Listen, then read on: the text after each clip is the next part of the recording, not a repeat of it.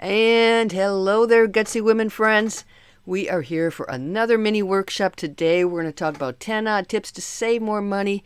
Hey, if you are not able to be here or attend these workshops, I've got the recordings of just the presentations in this wonderful mighty network. So go to it.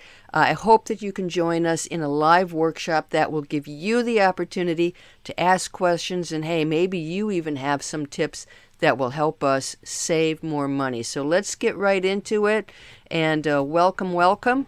We're going to start by talking a little bit about the area of behavioral finance, and this is I'm a sociologist, and if this field had been around when I was much younger and had all my options in the world, I probably would have gotten a PhD in behavioral finance, a terminal degree, and because it's very fascinating to me, because it's the difference between what people do and what they should do. It's the difference between what people say they will do and what they actually do.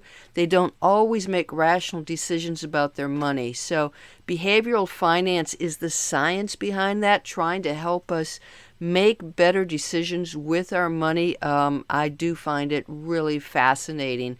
The behavioral finance tricks tend to be in three different themes. One of these is herd behavior.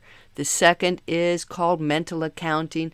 And the third really focuses on timing. Now, a lot of this information here comes from Duke University's Common Sense Lab. And, every day, every month, there's more and more data and science around this area. So, hey, if you're interested, check it out. We're going to start with herd behavior, and tip number one is don't follow the herd. And I love this graphic. I love this graphic because I grew up on a farm, and I can tell you that gal that's got her back turned to the herd is a Holstein. So be like the Holstein cow. Don't follow the herd. So perhaps, Warren Buffett said this succinctly when he's like, be cautious when people are greedy. Be greedy when people are cautious or fearful. And it is, we tend to jump on the bandwagon. It depends on, I got to buy a house today because prices are going up and there's all this big demand, and you feel like I got to do this now because it's never going to happen again. People do the same thing in the stock market. Like, whoa, oh man, stocks are going through the roof. I got to buy it. Well, you're buying it at the very high end rather than when everybody's selling stocks, and basically you can buy a stock on sale. So the key is don't follow the herd. Don't get into all of that. Well, now it's a media blitz. I got to do this. I got to do it now. So yeah, tip number one is important. The other piece that goes into herd behavior is your friends. Now, the friends that you hang around with have a great influence on your health, on your weight, on your habits, and on your money.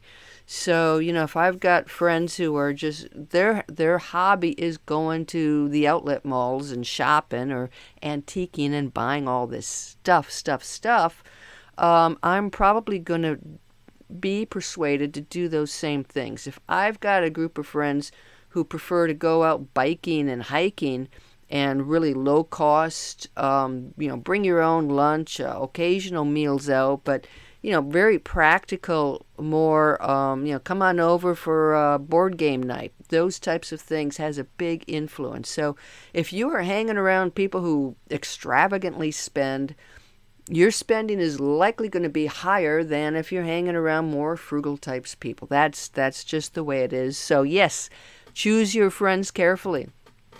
Tip number 3, we move into the world of mental accounting. Now, I love to have baskets or buckets or jars of money. I'm designating this for my retirement. I'm designating this for my savings for investing. I'm designating this for the house, to buy a house, or whatever it is.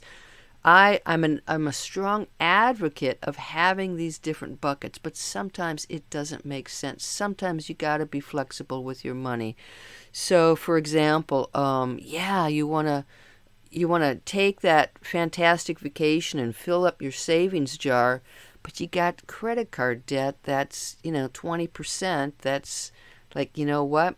Postpone the vacation, do what you need to do, get money out of that bucket, put it into the paying off the debt bucket. That makes more sense. So be flexible with your money is the third tip. Fourth tip. Okay, I can't tell you how often I see this happen, and we're filming here at the end of March, and what's around the corner? Tax day, April 15th, tax day. And what I see people do all the time is if they get a tax refund, it's like, wow, now I can go out and buy, I don't know what it is. I'm just gonna buy this brand new bicycle. Hey, I can treat my friends to a really great dining out experience. It's like it's found money. So, usually when you're looking at your paycheck, you should be doing this. You've got a plan. I'm going to put this much in, that much in. If you're an entrepreneur, you're like, okay, I'm going to take this much out. I'm going to draw this much money out.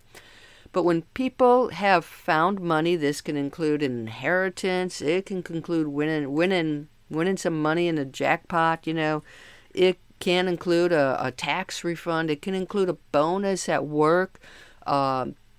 People tend to forget about their priorities, and all of a sudden I'll say, well, where did you spend last year's tax refund money? I don't know. So make a plan for found money. Wishing you a lot of found money in the future, but yes, make a plan for it so you don't just go off the deep end and that money just disappears.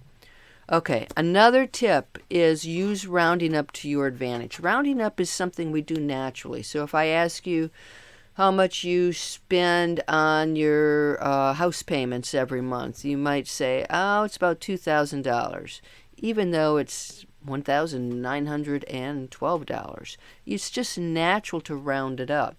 So why not do that naturally? Instead of paying the mortgage at $1,912, go ahead, round it up, pay the $2,000, have the extra go into principal. So you do that types of strategies, and you see this more with some of the apps. And hey, do you want to round up? Round up to the nearest dollar, round up to the nearest 10, round up to the nearest 100. And it's just a way to start paying things off more quickly. So yep, that's tip number 5. Tip number 6. Now, a couple years ago, I read this book. It's by Daniel Pink. I highly recommend it. It's called When. And it's about timing. Different parts of our brain do better at certain times of the day. So maybe we're more creative in the evening, and in the morning we're more focused. So do certain types of work in the morning, do certain types in the afternoon. He also talks about this dead zone, this period where don't do anything important like between 3 and 4 p.m. It is the time where our body just kind of shuts down, our brain slows down, and it's like, and if you're sitting at an office all day long, you know exactly what I'm talking about, because this is usually the time of the day you go up and your disciplined weekends, you're up at the soda machine or the snack machine, you're getting stuff, but you're also like, oh man, I'm just putting things off, trying to make it through the end of the day. So important decisions, don't do anything like between 3 and 4. Heavens forbid, don't have surgery. But, also that's not a good time to ask for a raise. There was a really fascinating study done that looked at earnings calls. So companies would have earnings calls, and the companies that had those calls early in the morning, their stock tended to shoot up more than those in the afternoon, and the earnings could be identical. So people just seem to be much more positive in the morning. So don't underestimate the importance of timing those decisions.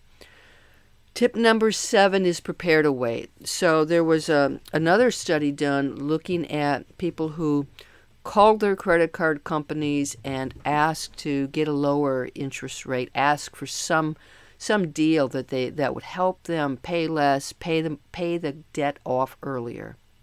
And they found that the only critical factor, almost everybody got a lower rate. Almost everybody got something from the credit card company that worked to their advantage. The only criteria was you had to wait. So, you can't go on this call and think, okay, it's going to take a 3-minute call. No, you might have to go through several layers. You might have to wait on hold. You've got to practice patience. You have to sort of be pleasant. But the key is prepare to wait. So give yourself a space, good time, where you can wait. Yes, I am traveling with cats, and they're having a ball this morning. So if you hear some noise and thumping in the background, that's where we're at today. Number 8 is to leverage those milestones. So, the big ones are sort of those deciles that we hit. Oh my gosh, I'm 30, I'm 40, I'm 50, I'm 60 years old. Well, I'm 55, I'm 65, I'm 45. Use those milestones to start setting some bigger goals for yourself. So, maybe you've got 5 years until you reach age 50, Oh man, by age 50, I'm going to do this, this, and this. Well, go ahead, use those milestones, especially when it comes to finances. Make a plan that's going to get you from here to there by the time you're 50. I did this years ago. I said, you know what, I'm going to build a net worth of at least $1 million by the time I'm 50. Now, I didn't achieve it, and there are things outside of our control, like how well the stocks perform. But I got close, and I did reach that milestone a couple of years later. So go ahead, create a lofty goal. If you don't reach it, don't feel bad. I will bet you've gotten a whole lot closer than you would have if you hadn't set that target, that goal. Tip number 9 is to automate. So a lot of things we do in terms of timing is emotional. We buy things at 2 a.m. because it's like, I need this and I can't sleep and this is going to help me solve this problem. And we sell stocks at the wrong time. But it's all about automating so that, there's only so much space in our brain to make decisions.